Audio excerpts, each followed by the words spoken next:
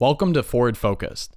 Today we're actually going to be talking about selflessness and how that applies to you being the best leader for you and your people within your organization. In other words, how do you split up the steak if everybody wants a bite? Let's dive in.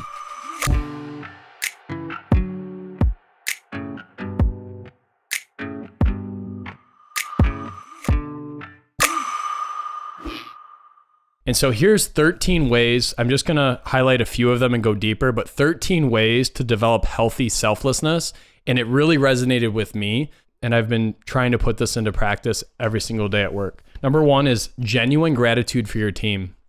Whether it's handwritten notes, whether it's private celebration, maybe it's public praise or a new tradition that you've developed within your team, but really being grateful for your team and understanding that without your team, you wouldn't be where you are today as an organization or as a person. Number two is knowing the why behind their why. This is a big one, right? We all have heard the phrase, what's your big why? What's your purpose? What's the reason you get up every day, right? But knowing why that's important to somebody, why their kids are their big why taking their parents to Hawaii before they're not able to travel, why is that big why? Right? What is so important about that being the reason it's their big why? And once you know that on celebrations and on valleys in your business, you're able to come back to the why of their big why and remind them the reason in which they're focused so much on whatever the goal or the project is. Number three, understand and foster dream alignment. If you have dreams and aspirations as a leader, that's great. If you can't connect those dreams to what your activities should be every day as an employee in the organization, it doesn't matter. It just becomes the leader's dream. And when that happens, there's a disconnect that can occur. Like, I don't know why I'm holding all these appointments every day. I don't know why I'm trying to meet this quota for sales because I'm really just helping my boss's dream become real. So what is the alignment? How can you connect the organization's dream to each person on your team's dream? If they can see how they win in their role and get everything they want, while the company wins and gets everything it wants, that's alignment. That's huge. 4, this one's simple, but we don't do it. Listen. Don't just listen about what's being said to then respond, right? Listen for what's not being said. Listen for body movement, physical characteristics that can tell you, is this person really engaged or not? Are they making eye contact? Are they nodding? Are they smiling? Or are they leaning back and are their arms crossed in meetings? Listen for what's being said and not said. That is critical as a leader. The next one is wash their feet. If you're familiar with the Bible or familiar with stories in the Bible, you know that Jesus washed disciples' feet, right? And he encouraged them to wash other people's feet, to make disciples of men, right? So to be clear, and I want to just read this directly from the book, I'm not suggesting you actually wash the feet of your people, but there are many daily activities you can do that fall into the highly undesirable category that demonstrates to your people your selflessness to serve them. Perhaps a simple question is, what are you dreading doing today, and can I do it for you? Can give you some insight into how you can better serve each team member. Of course, you can't do everything for everyone, but what would happen if every now and then you said, hey, I'd like to do this for you? Do you think by serving your people in this way that they'd be more likely to serve their fellow team members? Number 6, give a nice to have. The point of a nice to have is to demonstrate thoughtfulness and action at the same time. As a leader, selflessness is thinking about your people first and often. Giving them a simple nice to have that is personal and to their liking is a great way to bridge the gap. Don't just get them a drink at Starbucks, get them their favorite drink from Starbucks. Don't just get them a thank you card, get them a card that represents something that they like or embody. Maybe there's an inexpensive gadget you really enjoy. So pick that up for them and give it to them as it's a nice to have moment. One thing I'd like to add here is we had an employee on our team buy an up north cottage over the last year. And so what we did is every gift or anniversary or Christmas present that we gave to this person through the year was cottage related. We were getting them gifts anyway, right? But why not put that theme front and center and celebrate that as a team, this big milestone of buying a second home or up north property. That's an example of it's nice to have. Number 7, utilize an open door policy. Are you accessible to your people? Do you text them back? Do you welcome criticisms? Do you welcome feedback? Do you welcome just, what I call fireside chats, where it's Thursday at 4:00 and, the day's starting to wind down and your employee walks through your open door and says, "Hey, do you got a minute?" And they feel comfortable talking to you about whatever might be on their mind. Number 8, activate the disruption, style, and experience mental model. For you to be able to do this, we need to first clarify what's disrupting their team member. What's disrupting their project, their goal, maybe their performance at work. Something has now disrupted this person's ability to succeed at their highest level. Start with the facts of what's going on and then think from their perspective how this issue is impacting their performance.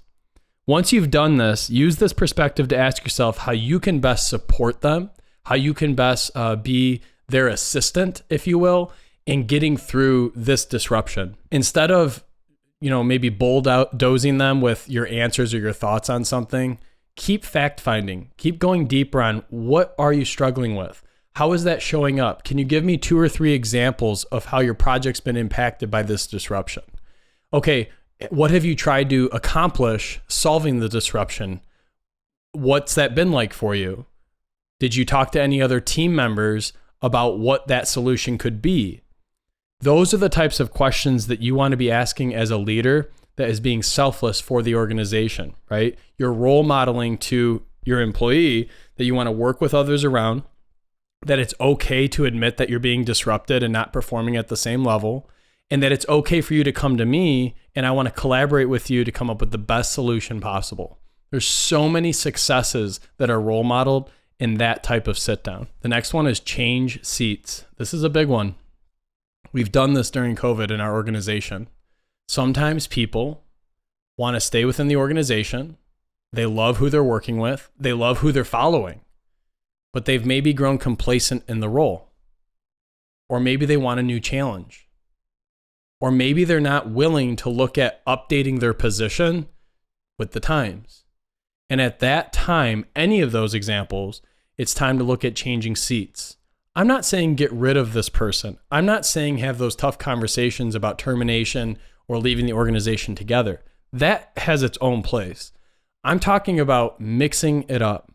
I'm talking about changing up the recipe in that staple dish that you've used a long time.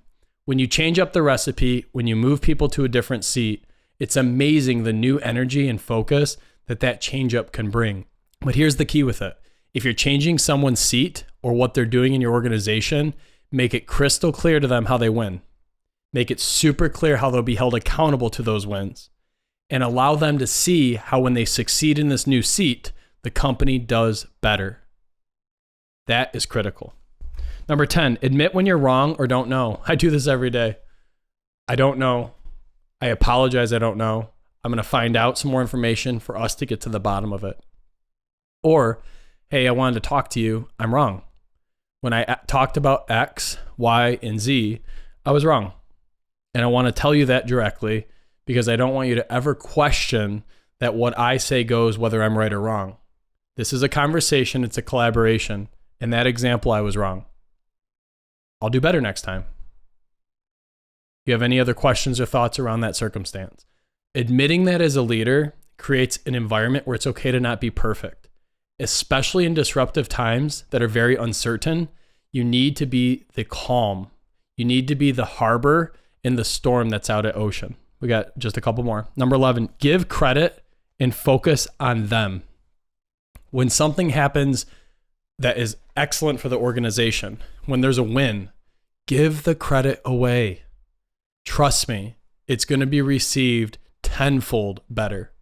Do not take the credit as the leader. Talk about how proud you are of the team, how hard they worked, the sacrifices they put in. At the end of the day, people are going to remember how you made them feel.